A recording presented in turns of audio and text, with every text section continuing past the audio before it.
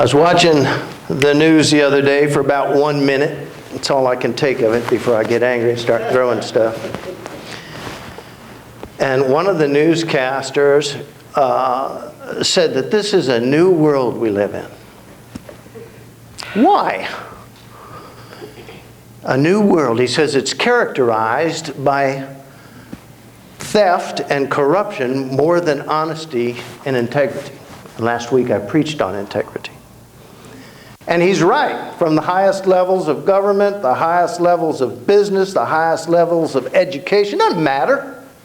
You find corruption and corruption and corruption. And it's been so for so long that nobody even, well, as Isaiah says, nobody blushes at evil any longer.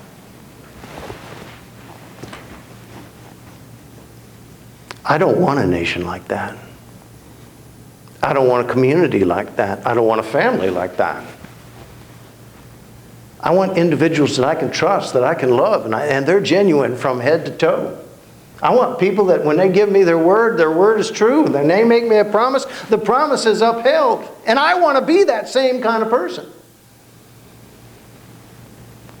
Oftentimes I look at our churches and I see the compromises that denominations are making, and they're all compromises toward the world, not towards the Lord.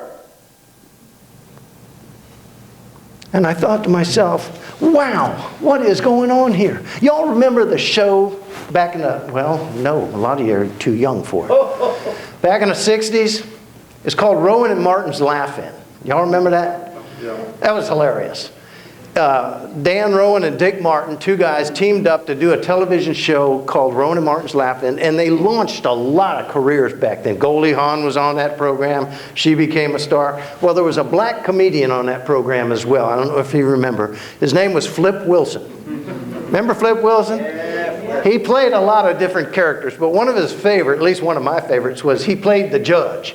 And he'd do that, here come the judge. Here come the judge. And he'd come in and he'd sit there and have his gavel. And they brought a lady up in front of him. And she was accused of stealing a dress. He goes, how do you plead? And she said, not responsible.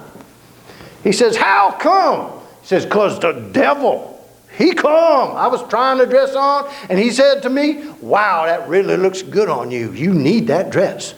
And I said, but I can't afford it. And then the devil said, well, just put it in your purse. Don't tell anybody.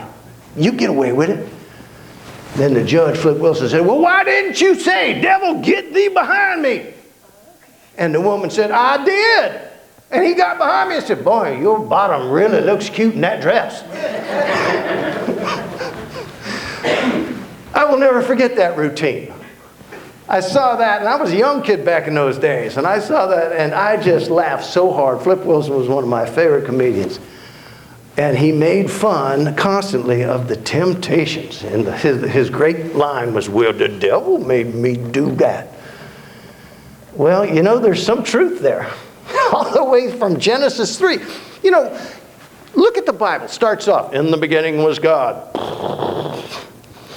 And God made this and God made that, and God said, let there be light, and he ignited the universe. Let the waters and the land be separated, and he filled the air with birds, oceans with fish and sea creatures, animals on the land, made the garden most incredible place. Wow! Talk about real estate. And then after he got it all done, perfect, everything swirling and working the way it's supposed to be, he took some mud and made a man. And he saw that every beast on the earth had a partner except the man. So he got some more, he took a rib out of the man, which is hard to believe. That's the only part of the Bible I'll question, because most men would never give up a rib. I know I'm going to pay for that one later. Pray for me. Anyway, he made a woman. And he put them both in the and that's how, and Adam was to name everything. So he was the man and he named her woman. I'll tell you how that came about, because they weren't wearing any clothes. And the first time he saw her, he went, whoa, man! And that was her name right there. It's a true story. Devil told it to me. Anyway, the fact is, the first chapter's all about God. and His perfection in creation. Second chapter is all about man and how we came to be, and we got to name all the stuff and reign supreme in the garden. And it was a huge garden, I'm assuming. And the Lord said, you can eat anything you want, anywhere you want, just don't touch that tree right there. Everything was perfect for 2 chapters. There's 1,188 chapters in the Bible. We made it to 2. Chapter 3, snake comes along and says, have you got a moment? I want to explain the plan to you. There's a real good looking fruit tree over there and you need to check it out. Well, we're not allowed to eat from that one. Oh, come on. And it all went downhill from there. Do you realize that all the rest of the Bible, the kings and the prophets and the minor prophets, they were short guys, and all the Gospels and all the letters of Paul and the entire establishment of Christianity and the entire concept of Messiah and Savior, even unto the revelation of John, is an attempt to correct the problem that started back in Genesis 3. Wow. We are a nation that is corrupt and succumb to temptation. Well, it started a long time ago.